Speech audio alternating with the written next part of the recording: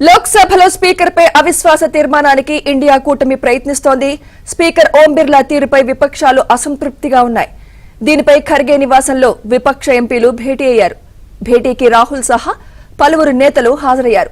ఓం బిర్లా మాట్లాడే అవకాశం ఇవ్వడం లేదంటూ విపక్ష ఎంపీలు అభిప్రాయం వ్యక్తం చేస్తున్నారు.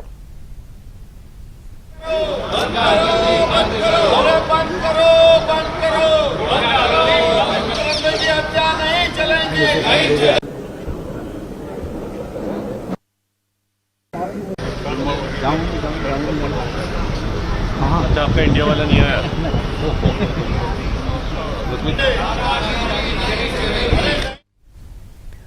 లోక్సభలో స్పీకర్పై అవిశ్వాస తీర్మానానికి ఇండియా కూటమి ప్రయత్నిస్తోంది. స్పీకర్ ఓం బిర్లా తీరుపై విపక్షాలు అసంతృప్తిగా ఉన్నాయి. దీనిపై ఖర్గే నివాసంలో విపక్ష ఎంపీలు భేటీ అయ్యారు. భేటీకి రాహుల్ సహా పలువురు నేతలు హాజరయ్యారు. ఓం బిర్లా మాట్లాడే అవకాశం ఇవ్వడం లేదంటూ విపక్ష ఎంపీలు అభిప్రాయం వ్యక్తం చేస్తున్నారు.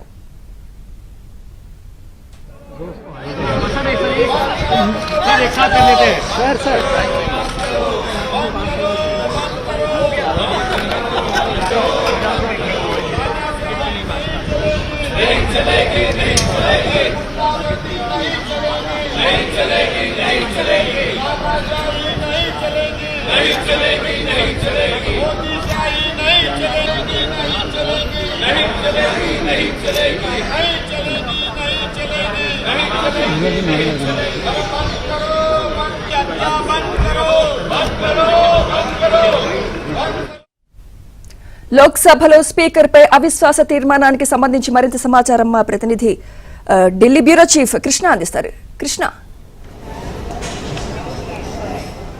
సుమిత్ర, ఈరోజు లోక్సభలో ఒక కీలక పరిణామం జరిగిందని చెప్పొచ్చు. ఏదైతే లోక్సభ స్పీకర్ ఓం బిర్లా ప్రతిపక్షాల పట్ల వివక్షత చూపుతున్నారు. ఆయన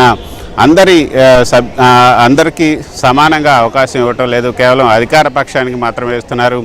అధికార పార్టీ స్పీకర్ని అడ్డం పెట్టుకొని మొత్తం సభను నడిపించాలని చూస్తున్నారు. స్పీకర్ అందరికీ సమాన అవకాశం ఇవ్వాలి.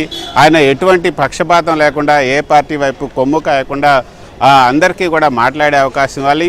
రాజ్యాంగం ప్రకారంగా ఆయన నడుచుకోవాలి. కానీ స్పీకర్ ఓం బిర్లా మాత్రం అలా కాకుండా ఒకరి వైపే మొగ్గు చూపుతున్నారు. కాబట్టి ఆయన పైన అవిశ్వాస తీర్మానం పెట్టాలని విపక్షాలకు సంబంధించినటువంటి సభ్యులంతా నిర్ణయించారు. ఈరోజు ఇటు లోక్సభ, రాజ్యసభలో, అదేవిధంగా లోక్సభలో ఈ యొక్క కాంగ్రెస్ పార్టీకి సంబంధించినటువంటి ఎంపీలంతా మల్లికార్జున ఖర్గే కార్యాలయంలో సమావేశమయ్యారు. ఆ సమావేశానికి రాహుల్ గాంధీతో పాటు ఇతర పార్టీలకు సంబంధించినటువంటి ఫ్లోర్ లీడర్లంతా హాజరై స్పీకర్ పైన అవిశ్వాస తీర్మానం పెట్టాలని నిర్ణయం తీసుకున్నారు. అయితే అది ఇంకా అధికారికంగా ప్రకటించలేదు. అయితే స్పీకర్ పైన ఇప్పటి వరకు కూడా స్వతంత్ర భారతదేశ చరిత్రలో ఇంతవరకు కూడా ఎప్పుడు కూడా స్పీకర్ పైన అవిశ్వాస తీర్మానం పెట్టలేదు. కేవలం 1951లో తొలి లోక్సభ స్పీకర్ మావలంకర్ పైనే ఈ తీర్మానాన్ని ప్రవేశపెట్టారు. అయితే అది తీర్మానం వీగిపోయింది. అప్పుడు అంతవరకు కూడా లేదు. అయితే స్పీకర్ పైన తీర్మానం పెట్టాలంటే లోక్సభలో ఉన్నటువంటి నియమావళి రూల్ నెంబర్ 184 ప్రకారంగా ఒక 50 మంది ఎంపీలు సంతకం చేసి ఈ యొక్క అవిశ్వాస తీర్మానాన్ని ప్రవేశపెట్టచ్చు. ఆ తర్వాత అవిశ్వాస తీర్మానం పైన చర్చ జరుగుతుంది, ఓటింగ్ జరుగుతుంది. ఓటింగ్ కనుక ఆయనకి అగెన్స్ట్గా వస్తే స్పీకర్కి అగెన్స్ట్గా స్పీకర్ రాజీనామా చేయాల్సి ఉంటుంది. ప్రభుత్వం మాత్రం పడిపోదు. కానీ అవిశ్వాస తీర్మానం, ప్రభుత్వం పైన అవిశ్వాస తీర్మానం పెడితే ప్రభుత్వం అవిశ్వాస తీర్మానం కనుక నెగ్గితే ప్రభుత్వం పడిపోతుంది. కానీ ఇక్కడ మాత్రం స్పీకర్ పైన అవిశ్వాస తీర్మానం నెగ్గితే స్పీకర్ మాత్రమే రాజీనామా చేయాల్సి ఉంటుంది. కానీ ఇది ఒక కీలక పరిణామం అని చెప్పుకోవచ్చు. అయితే ఈ పరిస్థితులు ఎందుకు ఈ పరిస్థితి దారితీస్తుందని కూడా మనం చూసుకుంటే, రాష్ట్రపతి ప్రసంగం పైన ధన్యవాదాలు తీర్మానానికి సంబంధించినప్పుడు రాహుల్ గాంధీ మాట్లాడుతూ చీఫ్ ఆఫ్ ఆర్మీ నరవణే రాసినటువంటి ఒక పుస్తకంలో చైనా దురాక్రమణకు సంబంధించి చైనా ఆక్రమణకు వస్తుంది, ఏం చేయాలని నరవణే అడిగినప్పుడు అటు ప్రధాని కానీ రక్షణ శాఖ మంత్రిగా ఉన్నటువంటి రాజ్నాథ్ సింగ్ కానీ ఎవరు కూడా స్పందించలేదు. మీరు అక్కడ పరిస్థితులకు అనుగుణంగా మీరు నిర్ణయం తీసుకోమంటూ ఏదైనా యాడ్వర్స్ ఇంపాక్ట్ వస్తే అది మొత్తం నరవణే పైనే నెట్టాలని అప్పుడు ప్రభుత్వం ప్రయత్నం చేసిందన్న ఒక అంశాన్ని ఆయన పుస్తకంలో ప్రస్తావించారంటూ లోక్సభలో ఈ రాష్ట్రపతి ప్రసంగానికి ధన్యవాదాలు చెప్తూ ఆయన ప్రస్తావించారు.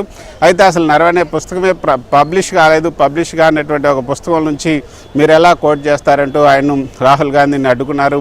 అటు అమిత్ షా అదేవిధంగా రాజ్నాథ్ సింగ్ అందరూ కూడా బీజేపీకి సంబంధించిన సభ్యులంతా అడ్డుకున్నారు.